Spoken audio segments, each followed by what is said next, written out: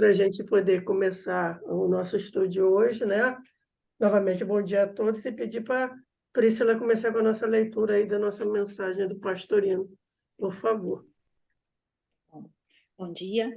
Pastorino hoje nos diz o seguinte: jamais desanime. Embora sua dor pareça insuportável e sem remédio, ela há de terminar, e a alegria voltará a brilhar em seu coração. Não há noite eterna a qual não se suceda a luz de um dia radiante. Dos sofrimentos passados, conservamos apenas uma lembrança quase apagada. Assim acontecerá amanhã com os sofrimentos de hoje. Entregue tudo ao tempo, que, com sua mão compassiva, balsamizará todas as suas dores. Então, a mensagem de hoje, né, para a gente não desanimar, as tempestades passam, né, as dificuldades passam, e a gente vai ter só uma lembrança desses sofrimentos. E tudo é para o nosso crescimento, né? Então, que a gente possa ter fé e esperança, que vai melhorar. Sim, sim, perfeito. É o tal da história de que o que não é bênção é lição, né? É. Então, pode dar início, Pri, ao estudo, por favor. Então, vamos fechar os nossos olhos, agradecer primeiramente a Deus, nosso Pai de infinita bondade, por essa oportunidade benfazeja, por esses momentos de luzes espirituais, né, do nosso alimento espiritual que tanto necessitamos em nossa vida. Agradecemos ao Mestre Jesus, a Maria de Nazaré, aos espíritos benfeitores e aos nossos anjos guardiões. Que eles possam nos proteger, que eles possam nos amparar e que eles possam nos intuir. E que o estudo de hoje possa ser muito proveitoso, Senhor, e que possamos utilizá-lo durante a nossa vida diária.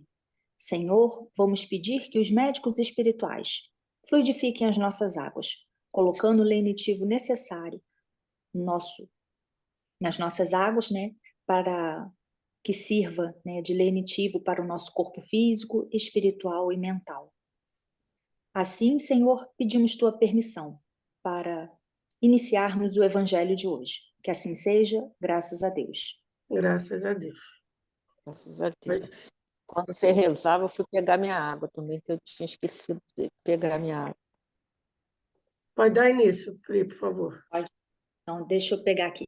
Né, hoje é Mateus 25, 31 a 46. O fim do sermão profético, a vida eterna e o castigo eterno. E quando o Filho do Homem vier em sua glória, e todos os santos anjos com ele, então se assentará no trono da sua glória. E todas as nações serão reunidas diante dele, e apartará uns dos outros, como o pastor aparta dos bodes as ovelhas. E porá as ovelhas à sua direita, mas os bodes à esquerda. Então dirá o rei aos que estiverem à sua direita: Vinde, benditos de meu Pai, possuí por herança o reino que vos está preparado desde a fundação do mundo.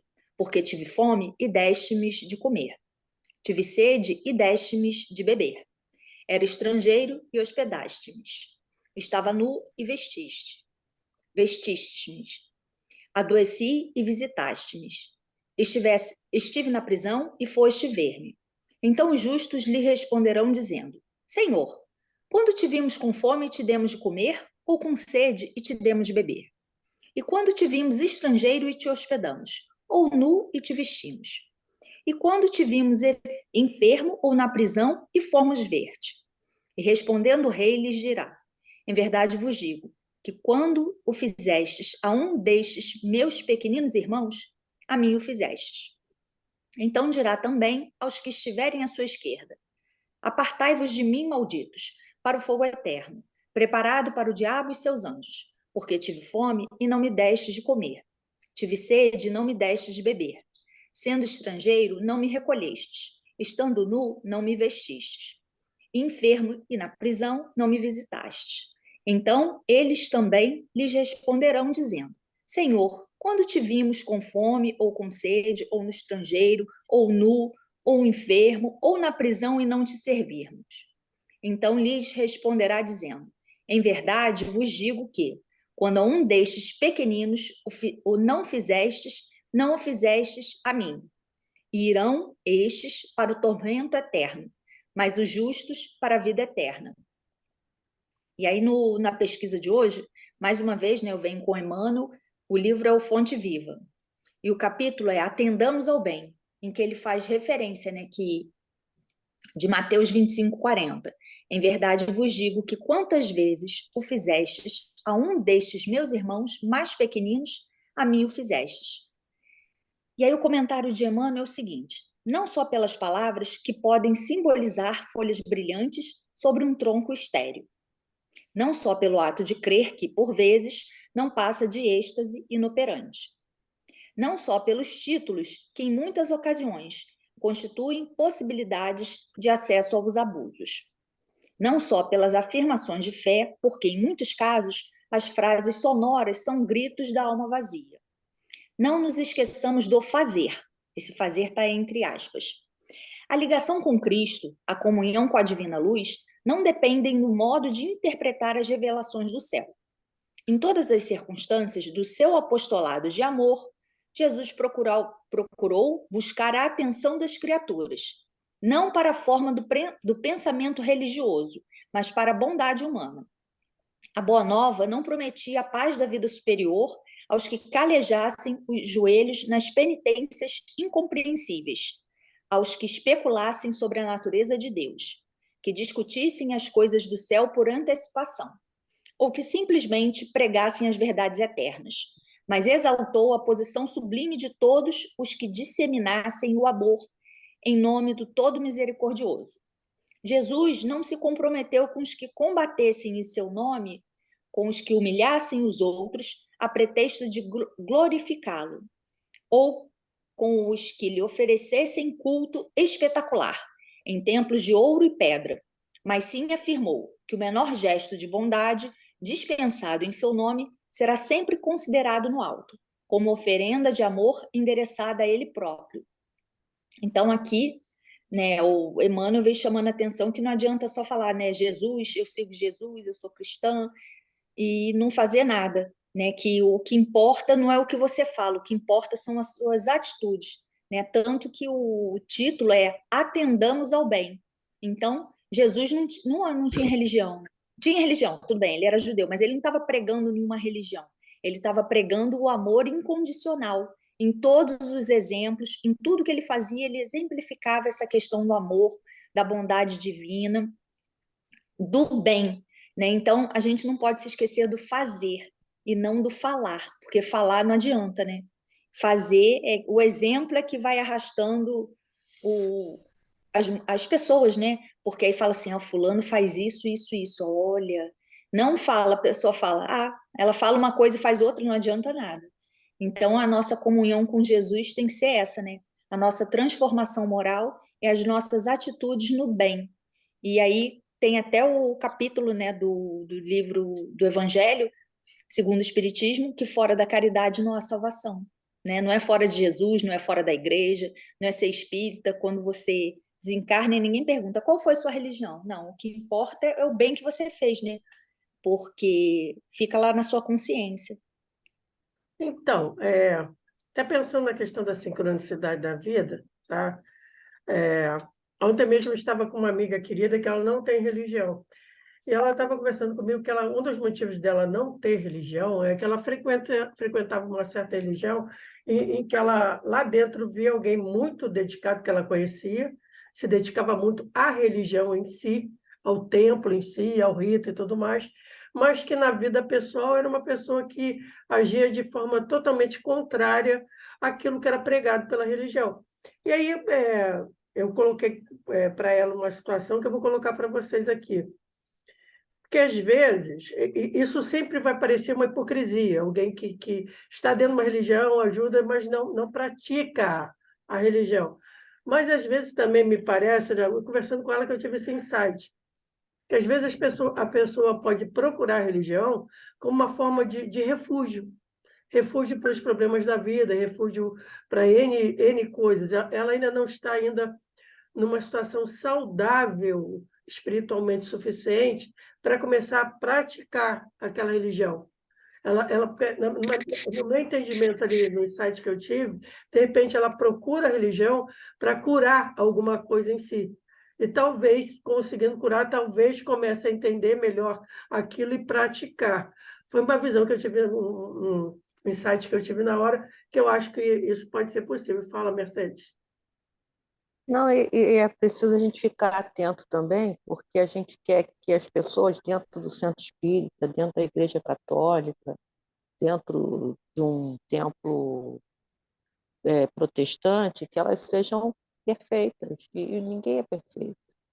Né? Ela está fazendo aquilo também. Essa pessoa que vai lá e faz o que ela tem que fazer dentro do lugar físico, né? Onde ela se conecta com o divino, ela não é perfeita. Então, Sim, é assim, é absurdo a gente pensar que o pastor, que o padre, que o palestrante espírita, os crentes, os qualquer um, eles frequentadores. todos, Claro. não estou falando dos frequentadores, estou falando Ah, principalmente tá. de quem dirige. A gente tem um exemplo forte de decepção no meio espírita, mas João que de eu não vou Deus. citar o nome. Hã? Sei, o que Não, não, aconteceu? o João de Deus era espiritualista, né? Ele não se. Não estou falando dele só. Estou Hum. falando de algumas pessoas que têm, e eu conheço não só uma, mas como algumas que se dizem espíritas e que apoiam pessoas que Ele que se idolatram os encontra, curadores, claro, claro. né? Então, é muito complicado isso.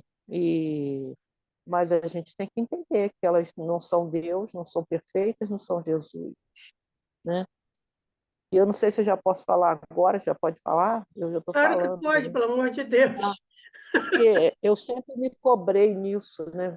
Dessa fora da caridade não há salvação. Eu sei que a caridade maior é o nosso tempo, né? O tempo que a gente se dedica a uma pessoa, não é? Não é só as coisas materiais, mas eu tenho me pegado nisso porque eu ainda julgo muito. Então, por exemplo, às vezes eu vou aqui ao Mundial, volto, sempre tem uma pessoa que me pede alguma coisa, ou então eu sempre ando, Cristina sabe, né? Sempre ando com uma fruta na bolsa, assim, para fazer uma merendinha. Então, às vezes, porque dinheiro eu não dou, na rua eu não abro carteira, é muito difícil, só se eu tiver com dinheiro trocado dentro do bolso da calça. Aí eu ofereço assim, você quer uma banana, quer uma maçã, a pessoa quer um pão, a pessoa não quer, né? Aí eu falo, mas porque a gente sabe que as pessoas têm necessidades materiais também. Aí eu fico pensando, mas como é que eu vou ser cristão se eu não ajudo dessa maneira? Aí esse ano, graças a Deus, eu consegui ajudar e estou me propondo a fazer a seguinte coisa. Eu não posso salvar o mundo, mas R$ 1 por dia eu posso dar. Então, agora em janeiro, eu dei R$ 31 para a paróquia do Padre Júlio Lancelotti. Eu falei, não é R$ 1 por dia que vai me fazer ficar mais pobre. R$ 1 por dia eu posso dar. Poderia dar dois? Eu poderia dar dois, mas eu ainda sou egoísta. Eu estou dando um, sabe? Porque é o medo de faltar também, sabe, Cristina? Depois do que eu passei, não sei se a pessoa sabe, então eu tenho essa coisa do medo aí. Não é medo de faltar, da prudência, né? Mas 31, e eu não vou julgar, porque eu acompanho o padre Júlio Lancelotti e eu vejo que ali não existe julgamento, não é? E que ele realmente consegue ajudar as pessoas, não só dando o alimento material, mas como elas vão sempre para o café, para o almoço, para a janta, assim, cria-se um vínculo, uma confiança. Eu vejo que ele tem conseguido levar as pessoas também que estão em São Paulo para os lugares de origem, para retornar a família, que elas querem isso, de uma maneira, eles têm conseguido isso de uma maneira mais rápida e eficiente do que o Do que a assistência governo. social oficial do É. Estado, isso tudo. Então eu falei, bom, isso eu posso fazer, eu posso ser cristão doando R$ 1 por dia para o padre Júlio Lancelotti. Eu estou feliz, eu sei que é pouco ainda, mas que é o que eu consigo fazer por enquanto. Mercedes sempre vai Né? ser pouco. O padre Júlio Lancelotti, eu sei, tenho certeza que quando ele deita lá na cama dele, ele também pensa: ah, meu Deus, perdoa, porque eu sei que ainda é pouco. Acho que ninguém acha que diz: não, hoje eu fiz o suficiente. né? Porque a gente tem grandes exemplos em todas as religiões. Você tem Buda, que era milionário, você tem São Francisco de Assis, que tirou até a roupa do corpo. Sempre vai ser pouco. E garanto que até que São Francisco de Assis achou que era pouco tudo que ele fez. É o normal. É sinal que a gente está no caminho certo. Se a gente achasse que não, já fiz a minha parte, aí é que a gente está estacionando. Enquanto a gente achar que está pouco, é porque é por aí mesmo. Bom, antes de fazer a leitura aqui do Pastorino, eu quero chamar a atenção para duas coisas aqui. Primeiro, eu acho legal porque em algum momento ele vai citar Chico Xavier, mostrando novamente que ele é um pesquisador, que ele não tem preconceito contra religião nenhuma, ele fez as pesquisas deles em todas as religiões. E outra coisa, em vários momentos ele vai citar o Eon, e esse Eon quer dizer uma era, uma era do universo, da humanidade que seja, tá? Geológica, né? Então eu vou fazer a leitura aqui para a gente depois comentar, tá bom? Vamos lá. Muito temos que aprender nas sábias e profundas lições do Evangelho. Vejamos inicialmente as previsões exteriores. Todas as vezes que o Filho do Homem aparece em sua própria substância, porque aqui no Evangelho dele, ele coloca que o aparecimento não é de Jesus em toda essa glória, mas em sua substância, porque a palavra, se não me engano, aqui ele vai falar que em hebraico o grego, não lembro agora de cabeça, ela tem dois significados, tanto em substância como em glória. E aí ele vai explicar por que primeiro ele traduz como substância e depois como glória. Então, vamos lá. Todas as vezes que o Filho do Homem aparece em sua substância, e não através de intermediários, essa presença assinalará a fundamental modificação na tônica vibratória do planeta. É como se ele se sentasse em seu trono da decisão para firmar o tom de seu diapasão de energia sonora, o som, a palavra criadora ou verbo ou logos do Pai, pelo qual será testada a sintonia, não, pela qual será testada, não, é sintonia mesmo, a sintonia intrínseca dos seres. O fenômeno da separação à direita e à esquerda, como costumam fazer os pastores ao separar os bodes das ovelhas, nas épocas em que não deve haver procriação, não é religioso, nem místico, nem teológico, é científico. Desde que a chegada do Filho do Homem, sua substância, faça que o planeta evolua, elevando sua tônica vibratória, automaticamente ocorrerá que os espíritos que sintonizarem com esse diapasão elevado nela permanecerão, enquanto os que tiverem tons mais baixos serão atraídos para planetas de tônica vibratória mais baixa, ou seja, de menor evolução, sendo, portanto, deportados da Terra. Aqui, quando eu li isso, sabe o que eu pensei? Eu pensei até na coisa do átomo, porque o átomo, o núcleo do átomo, ele vai formar um campo magnético para reter tantos elétrons, que acima daquilo ele não vai reter mais. Então, na minha cabeça aqui, eu fiz meio que essa comparação. Quando muda essa sintonia, essa faixa vibratória do planeta, talvez alguns não consigam mais ficar retidos por esse núcleo vibratório. Seria mais ou menos isso.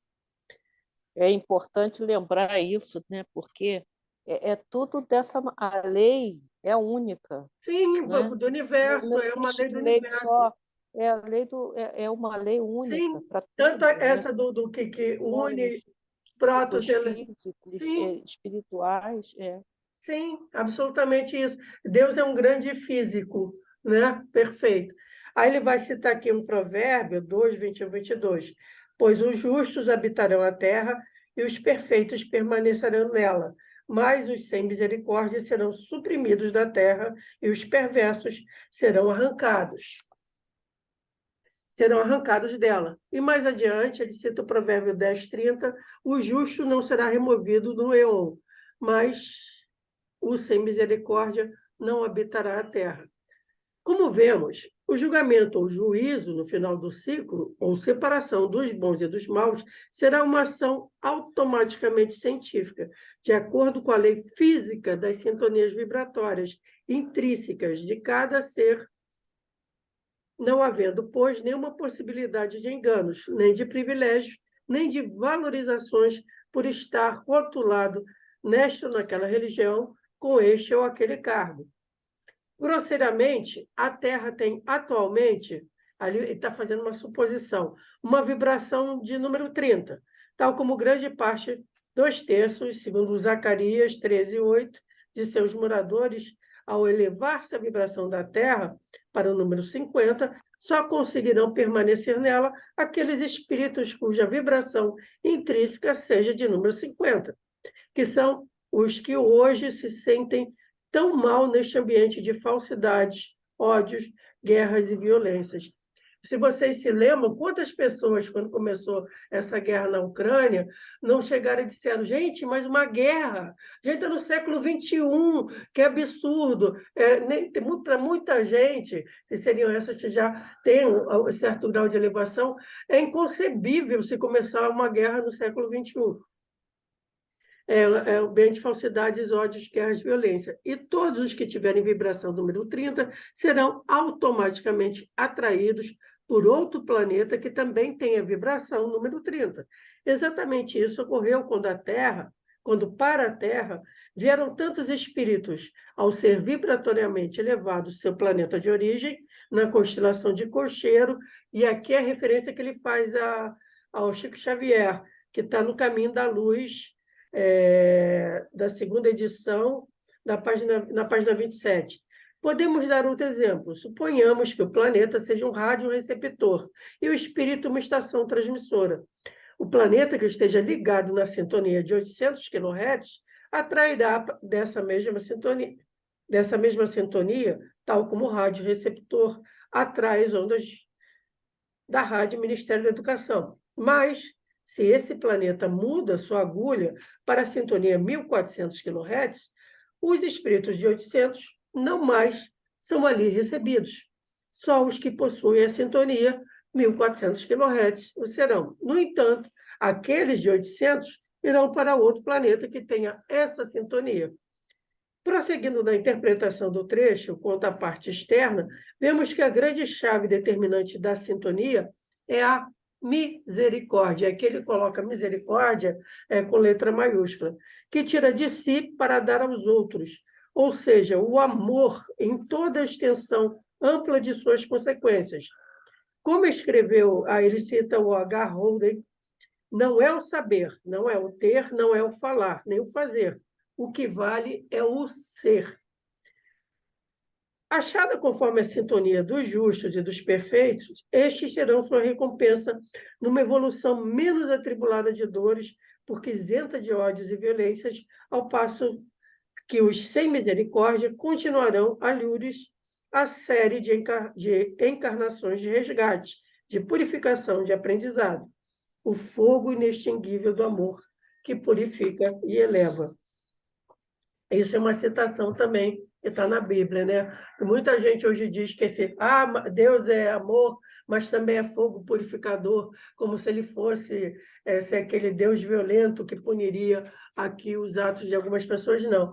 Ele está colocando aqui esse fogo purificador de continuar na roda das encarnações no planeta ainda repleto de injustiça, violência, etc. Se, no entanto, trouxermos a análise para a vida espiritual interna, de acordo com a interpretação que vimos dando nos últimos capítulos, veremos que o sentido ainda que é perfeito. Todas as vezes que o Filho do Homem nasce com sua própria substância na criatura, acompanhado de todos os seus mensageiros, ou seja, de suas características, para assumir o bastão do comando como regente supremo, ele decide a respeito de todos os atos dessa criatura.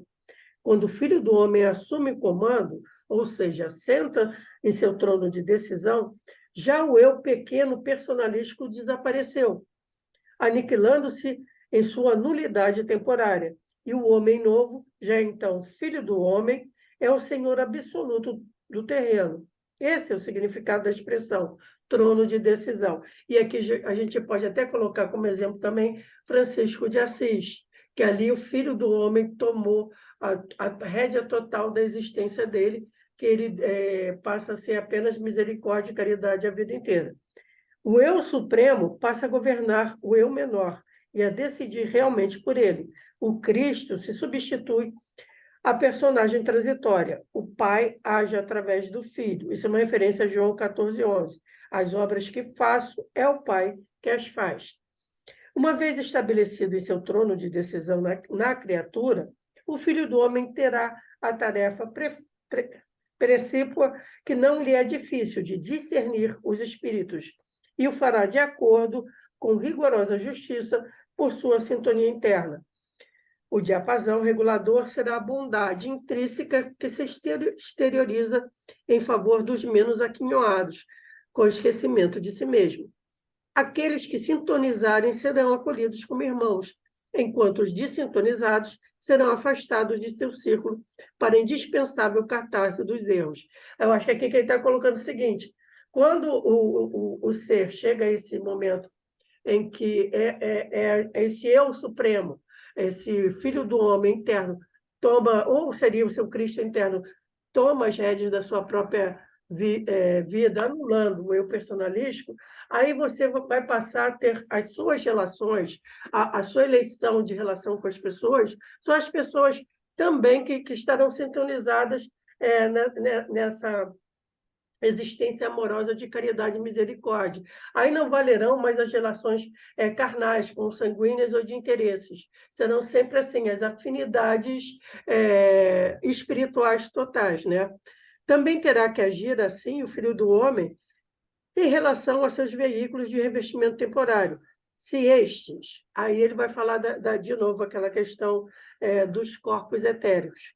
Se estes, físico, etérico, astral, intelectual, tiverem contribuído não só para a evolução da humanidade com assistência carinhosa aos irmãos pequeninos, que estão abaixo de nós, mas também para a evolução do eu profundo, cuidando de alimentá-lo, de saciar sua sede, tanto física quanto moral, intelectual, emotiva e espiritualmente, buscando recebê-lo quando ainda era considerado estrangeiro, porque desconhecido, vestindo com as matérias dos diversos planos, quando ele ainda se mantinha naquela condição nua de puro espírito, no dizer de Paul Breton, e visitando-o periodicamente com os esforços continuados de encontrá-lo, quando ainda enfermo pelo desejo de unir-se, mas preso às contingências de não poder violar o livre-arbítrio. Nesses casos, os veículos inferiores terão sua recompensa, mantendo-se todos em contato íntimo e permanente, até mesmo sem experimentar a morte. E ele faz aqui uma referência a João. Quem sintoniza comigo, mesmo se estiver morto, viverá, e quem vive e sintoniza comigo não morrerá no éon. E mais ainda, também ele cita João em 3, 5 e 6, que ele diz: e sem sequer ser julgado. Se, ao contrário, tiver sido grande a oposição dos veículos em obter a sintonia com o Filho do Homem, resistindo a todos os apelos chamados egoisticamente, debruçando-se para fora, sem mesmo praticar as obras de misericórdia em relação aos irmãos pequeninos, os veículos serão destruídos pela morte, tendo que passar pelo fogo purificador do sofrimento, que não se extingue durante até a catarse integral. Aqui eu posso entender também o seguinte, por exemplo, se um desses meus veículos, que é o intelecto, ele, por orgulho, ele não permite essa união com esse eu supremo dentro de mim, é provável que eu esteja planejando para mim, sem querer, uma nova reencarnação com processo de doença mental. Por quê? Porque meu intelecto, então, rebelde, precisa ser restrito para que os outros veículos físicos possam continuar nessa caminhada de união com esse eu supremo. Agora, terminando aqui, digno de meditação 3, e quem o fizer encontrará ainda mais pormenores para ser um aprendizado e edificação. Mas muita informação também, é uma outra visão daquilo que a gente leu, como sempre o pastorino nos traz muita coisa para refletir em cima daquilo, né? Porque é bem complexo. Podem comentar à vontade, gente. Eu achei aqui interessante, né? Fiz aquelas anotações de palavras-chave, quando ele fala que essa questão da separação das ovelhas, né, é algo científico. E aí, conforme vocês até citaram mesmo, né, é científico, aí a gente tem as leis físicas, que são universais. Então, é tudo muito organizado, né? É tudo muito perfeito. E só Deus mesmo para fazer isso. E, assim, quando ele fala da questão da sintonia espiritual, né? Os mais evoluídos ficarão na Terra porque a Terra está evoluindo. Os que não têm essa vibração, né? Os menos evoluídos, vão ser deportados. A gente pode até pensar na classe escolar, né? Aqueles alunos que não conseguem atingir o objetivo, eles ficam retidos naquela classe, né? E os que conseguem, eles vão para uma outra classe, né? Fazendo uma analogia bem, bem simples. E anotei também essa questão, né, que os justos habitaram a terra, porque justo porque está fazendo, está trabalhando essa misericórdia, né, está trabalhando esse amor em plenitude, né, em plenitude não, está trabalhando o amor, porque para estar em plenitude tem que Aí estar. seria planeta de todos. Eu estou querendo avançar aqui. É. Então, achei muito importante essas questões, né, e todo esse cunho científico que ele vem dando no dia de hoje, né, do Sim, porque estudo.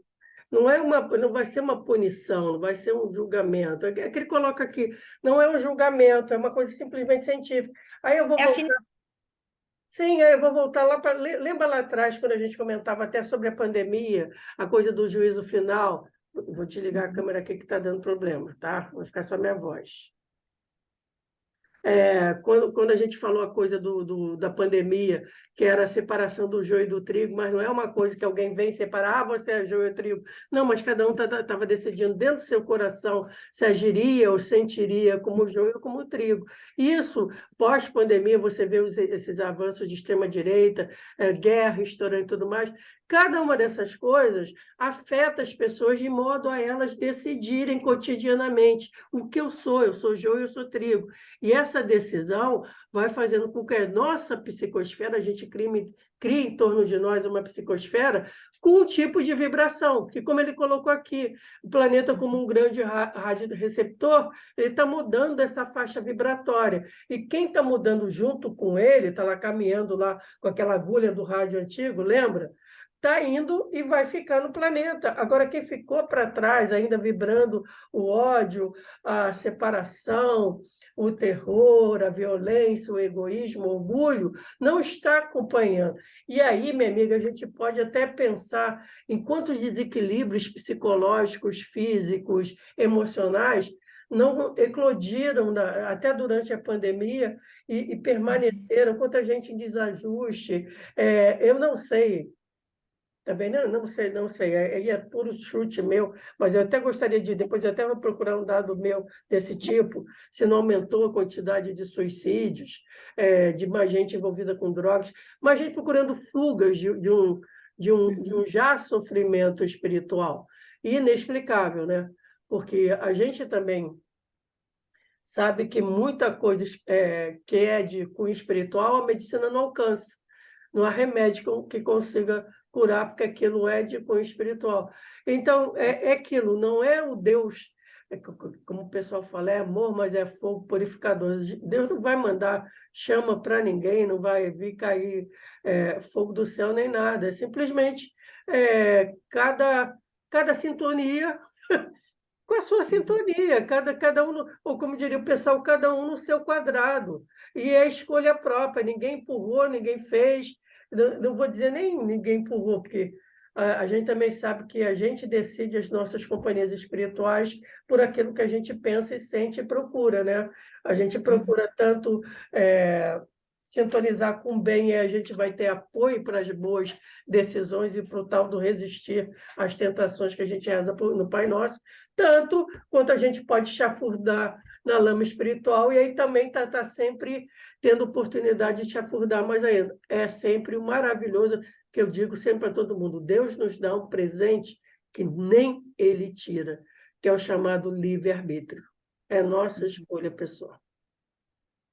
Algo mais, minhas lindas? Mercedes quer falar algo?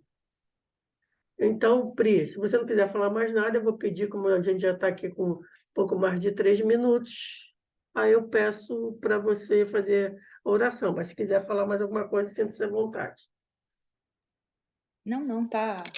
Acho que fechou, né, o estudo. Então, vamos fazer nossa oração, né? Assim, fechando os nossos olhos, mais uma vez agradecendo a Deus por participarmos desse festim espiritual, né? Que possamos, em nossas residências, sermos abençoados, né? Que essas bênçãos possam se irradiar para a vizinhança, né? Que a Kátia possa ser abençoada, mesmo não estando aqui no estudo hoje, que ela possa sentir esse lenitivo, Senhor, sendo um refrigério no seu coração. Mestre, vamos te pedir porque somos eternos pedintes. Vamos te pedir pelos nossos irmãos que estão nos hospitais, que estão nos asilos, nos orfanatos, nos sanatórios, nas casas de custódias. Aqueles irmãos, Senhor, em situação de rua, né? Tem feito tanto calor no Rio de Janeiro, que essas pessoas possam ser abençoadas, Senhor. Que aqueles que levam um conforto, que levam um alimento, que levam uma água, que eles também possam ser abençoados para terem forças de continuar ajudando aquele seu irmão, como veio falando no nosso estudo. Cada um que ajuda um desses irmãos está ajudando Jesus. Então, que possamos ajudar Jesus em cada instante de nossas vidas, Senhor. Abençoe os irmãos que estão em locais, né, sem saneamento, em locais onde tem enchentes, que estão passando por dificuldades, Senhor. Abençoe a cada um. Abençoe esses nossos irmãos que estão em guerra, as pessoas que vivem em locais extremamente violentos, Senhor. Que elas possam se sentir amadas, que elas possam se sentir amparadas e que elas estejam convictas de que o Senhor está no controle de tudo, que não estamos largados, que tem toda uma explicação que a gente ainda não entende, Senhor. Te damos graças a Deus por estarmos aqui e vamos pedir para terminarmos a nossa oração de hoje, agradecendo, Senhor, que os nossos protetores espirituais estejam conosco, ou melhor, que possamos estar sintonizados com Ele, trabalhando pelo amor, trabalhando com amor em cada atitude de nossas vidas. Que assim seja, graças a Deus. Graças a Deus, muito obrigada, Pri. Enquanto você fazer a prece, eu tomei a liberdade de fazer a escolha. Tá? A gente, semana que vem, estuda Mateus 27, 3 a 10. É o suicídio de Judas. Tá? Só está em Mateus. Eu acho que só está em Mateus. Tá bom? Então, minhas lindas, mais uma vez agradecer a vocês, pedir desculpa, que eu vou até tentar abrir de novo essa câmera, que ela está começando a dar problema, porque o meu computador já está velhinho, coitado. Tá que nem eu, tá bem... Eu também grisalha, mas ele tem que durar mais um pouco, que nem eu também, que ainda tem algumas coisas para fazer. Agora voltou, tá beleza aqui, mas daqui em diante, vocês sabem, de vez em quando, provavelmente eu vou ter que fechar minha câmera, porque ele está querendo, já está rateando também.